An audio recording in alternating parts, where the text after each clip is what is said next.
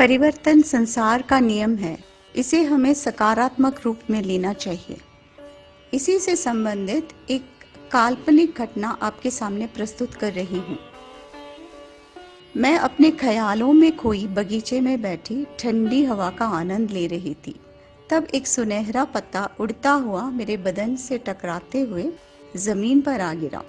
जिस वृक्ष के नीचे मैं बैठी थी, उसके पत्तों से तब मैंने पूछा, क्या आप सबको डर नहीं लगता कि पतझड़ के मौसम में आप सब भी इसी पत्ते की तरह झड़कर जमीन पर गिर जाएंगे?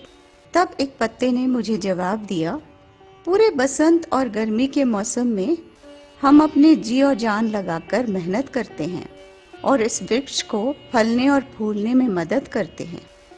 अब हम पूरी तरह से इस वृक्ष के अंदर समा गए हैं। हम अपने केवल इसी रूप में सीमित नहीं हैं। नीचे जमीन पर गिरने के बाद भी हम वृक्ष को फलने और फूलने में मदद करेंगे। वह हमारा दूसरा रूप होगा। इसलिए हमें कोई चिंता नहीं है। जैसे हम जमीन पर गिरते हैं, हम वृक्ष को ये पैगाम देते हैं, अभी के लिए अलविदा दोस्त, फिर मिलेंगे। जैसे ही वो पत्ता जमीन पर उड़ता हुआ गिरा, मुझे लगा कि वो खुशी से नाच रहा है और अपने नए रूप को हंसते हुए अपना रहा है। वो अपनी पुरानी छवि वृक्ष के कण कण में बसी हुई देख रहा है। प्रकृति के इस परिवर्तन की प्रक्रिया को देखकर हमें बहुत बड़ी सीख मिलती है। यही कि कुछ भी इस भूमंडल में स्थिर नहीं है।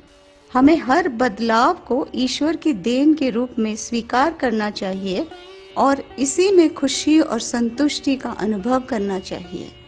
सकारात्मक सोच का मतलब ये नहीं है कि हर बार ये आशा करे कि सब कुछ श्रेष्ठ हो, बल्कि उसका मतलब ये स्वीकार करना है कि जो हो रहा है वही श्रेष्ठ है। यह मनोस्थिति अपनाने से हम अपने जीवन में हमेशा शांति और संतुष्टि पा सकते हैं।